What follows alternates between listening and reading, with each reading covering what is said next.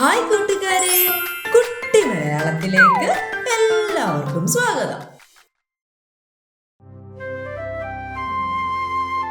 ഇന്ന് നമ്മൾ കേൾക്കാൻ പോകുന്നത് ഒരു പാവം പശുക്കുട്ടന്റെയും മാന്ത്രിക മണിയുടെയും രസകരമായ കഥയാണ്. വാ, നമുക്ക് കഥ കേട്ടാലോ.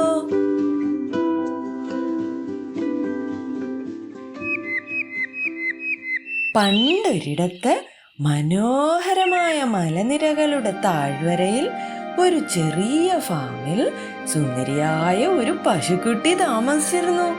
പേര് മോമു. അതീവ ദയാലുവായ അവൾക്ക് തിളക്കമുള്ള വലിയ കണ്ണുകളും സ്വർണ്ണ നിറത്തിലുള്ള ഒരു മണിയും ഉണ്ടായിരുന്നു. എപ്പോഴും ഉത്സാഹവതിയായിരുന്ന അവൾക്ക് ഒരു ദുഃഖമുണ്ടായിരുന്നു. അവളുടെ കഴുത്തിലെ മണി പഴയതായിരുന്നു. ഈ മണിയുടെ പാട്ട് കേട്ട് കേട്ട് ഞാൻ മടുത്തു. ഒരു പുതിയ മാന്ത്രിക മണി കിട്ടിയിരുന്നെങ്കിൽ എന്തൊക്കെ കാര്യങ്ങൾ ചെയ്യാമായിരുന്നു. ഒരു ദിവസം ആൽമരത്തിനു സമീപം പുല്ല് കഴിച്ചുകൊണ്ട് മേഞ്ഞു നടക്കുന്നതിനിടയിൽ ഒരത്ഭുതം സംഭവിച്ചു. ചുറ്റും പ്രകാശത്തോടെ സ്വർണ്ണ നിറമുള്ള ഒരു മണി പ്രത്യക്ഷപ്പെട്ടു. പെട്ടെന്നൊരു ഗോളം ഉരുണ്ടുരുണ്ട് മൂമുവിന്റെ അടുത്തേക്ക് വന്നു.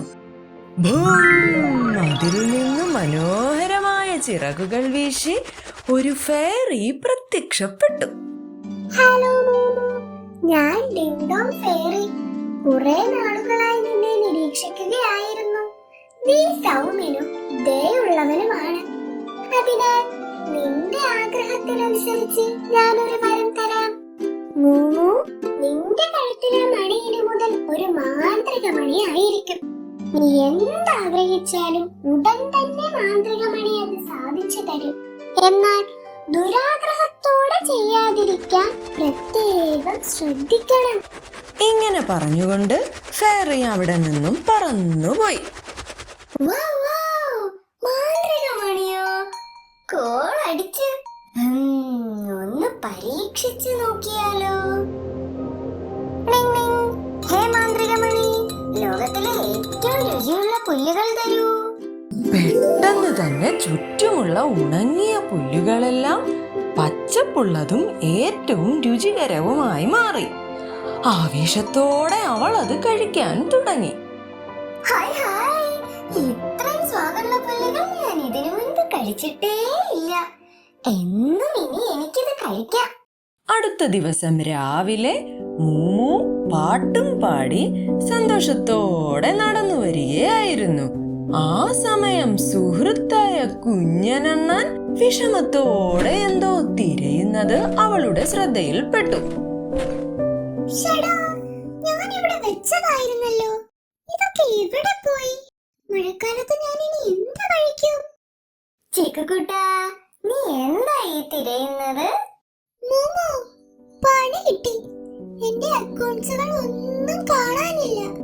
വിഷമിക്കണ്ട ചിക്കു, ഞാൻ നിന്നെ സഹായിക്കാം. ഹേ മാന്ത്രിക മണി, ചിക്കുവിന് നിറയെ അക്കൗണ്ട്സ് നൽകൂ. മോമോ, നീ സൂപ്പറാ.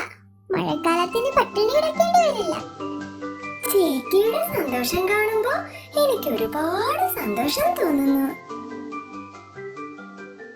അങ്ങനെ അവൾ പുൽത്തകിടിയിലൂടെ മുന്നോട്ട് നടക്കുമ്പോൾ ഒരു കരച്ചിൽ കേട്ടു.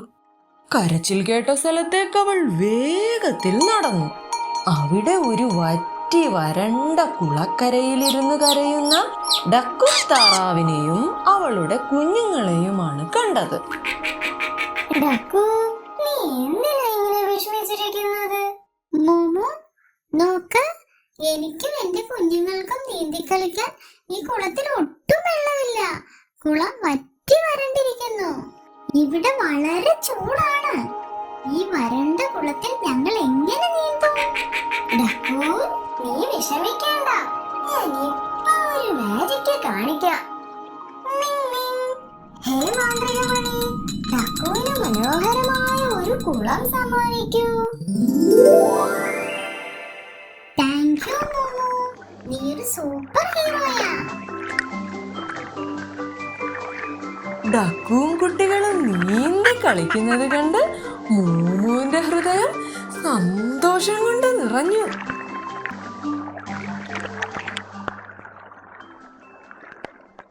അങ്ങനെ ഒരു ദിവസം മൂമു പുൽമേട്ടിലൂടെ വെയിലുകൊണ്ട് നടക്കുകയായിരുന്നു.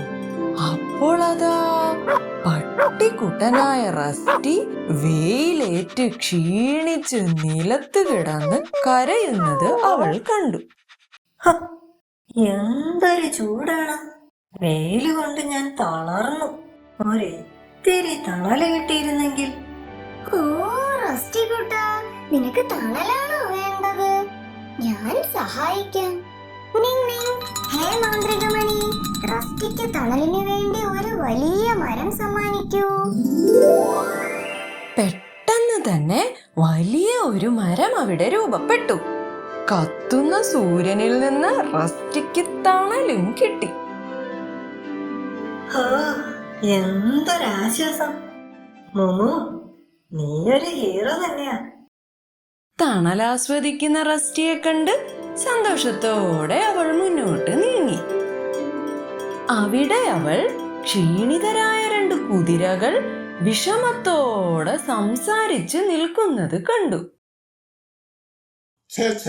ഈ പുല്ല് മരുഭൂമിയേക്കാൾ വരണ്ടതാണ്, ഇത് എങ്ങനെ കഴിക്കാനാ? വിശന്നിട്ടാണെങ്കി വയ്യ, പട്ടിണി കിടന്ന് ചാവുന്ന തോന്നുന്ന. കുതിരക്കുട്ടാ, നിങ്ങൾക്ക് വിശക്കുന്നുണ്ടല്ലേ? ഞാൻ നിങ്ങളെ സഹായിക്കാം. നിങ് നിങ്, ഹേ മാന്ത്രികമണി, എന്റെ പ്രിയപ്പെട്ട കുതിരക്കുട്ടന്മാർക്ക് കഴിക്കാൻ സ്വാദിഷ്ടമായ പുല്ലുകൾ സമ്മാനിക്കൂ. പുഫ്! പെട്ടെന്ന് തന്നെ തൊഴുത്തിൽ നിറയെ മധുരമുള്ളതും വളരെ മൃദുലവുമായ പുല്ലുകളുടെ ഒരു ഭീമൻ കൂമ്പാരം പ്രത്യക്ഷപ്പെട്ടു. ഇതു കണ്ട കുതിരക്കുട്ടന്മാരുടെ കണ്ണുകൾ തിളങ്ങി. കൊള്ളാം കൊള്ളാം, ഈ പുല്ലുകൾ സൂപ്പറാണ് മോമു. കുതിരക്കുട്ടന്മാരെ, ഇനി പട്ടിണി കിടക്കേണ്ട, നിറയെ കഴിച്ചോളൂ. മോമു, നീ സൂപ്പറാണ്. എത്ര നാളായെന്നോ രുചിയുള്ള പുല്ലുകൾ കഴിച്ചിട്ട്. കൂട്ടുകാരെ സഹായിക്കുന്നതാണ് സ്വന്തം ആഗ്രഹങ്ങൾ നിറവേറ്റുന്നതിനേക്കാൾ മികച്ചത്. ഒരു ദിവസം രാത്രി മൂമു മാന്ത്രികമണിയുടെ നിങ്ങോങ് ശബ്ദമൊക്കെ ആസ്വദിച്ച് കിടന്നുറങ്ങുകയായിരുന്നു.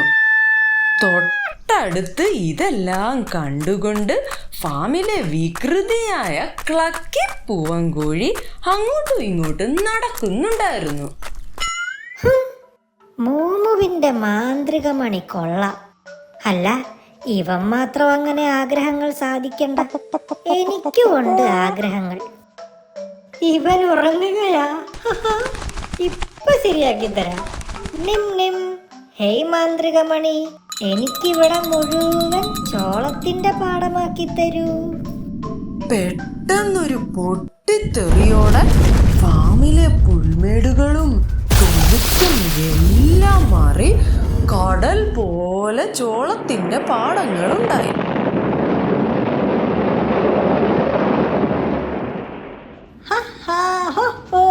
നിറയെ ചോളം. ഇനി രാവിലെയും ചോളം, ഉച്ചയ്ക്കും ചോളം, രാത്രിയും ചോളം. ഭേഷ്! പെട്ടെന്ന് മൂമു ഞെട്ടി ഉണർന്നു.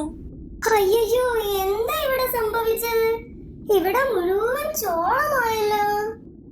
ഹായ് മോമു, നിന്റെ മണി കൊള്ളാം. ക്ലക്കി, നീ എന്റെ മണി മോഷ്ടിച്ചല്ലേ?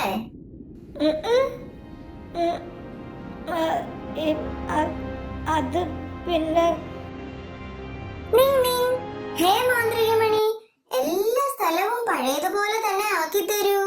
എല്ലാം സാധാരണ പോലെ ആകട്ടെ. പെട്ടെന്ന് ഫാമിൽ മുഴുവൻ സ്വർണ്ണ വെളിച്ചം മിന്നി മറഞ്ഞു.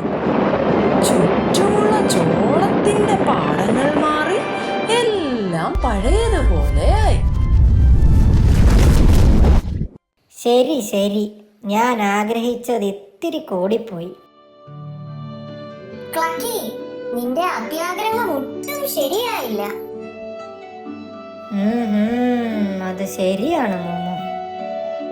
ക്ലക്കി, ഇനി നീ ആഗ്രഹം ചോദിക്കുമ്പോൾ നമുക്ക് ആവശ്യത്തിനുള്ളത് മാത്രമേ ചോദിക്കാവൂ. ആഹാ മോമു, അത് ശരിയാ.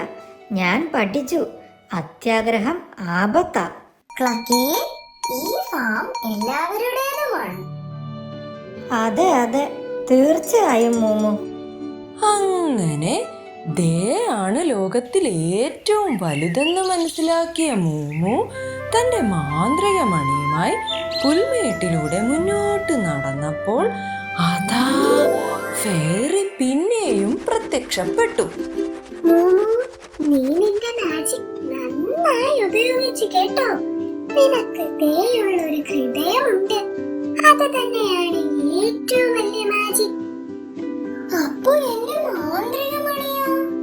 നീ എപ്പോൾ ദുഃഖിക്കുന്നവരെ സഹായിക്കണമെന്ന് ചിന്തിക്കുന്നുവോ അപ്പോൾ മാത്രം മാന്ത്രിക മണിയോട് ആവശ്യപ്പെടുക. അത് നിന്നെ സഹായിക്കും.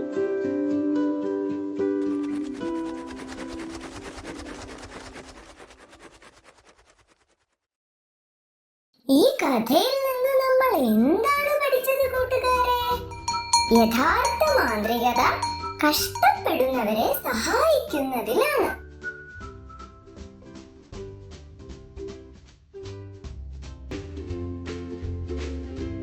കഥ ഇഷ്ടമായോ കൂട്ടുകാരെ?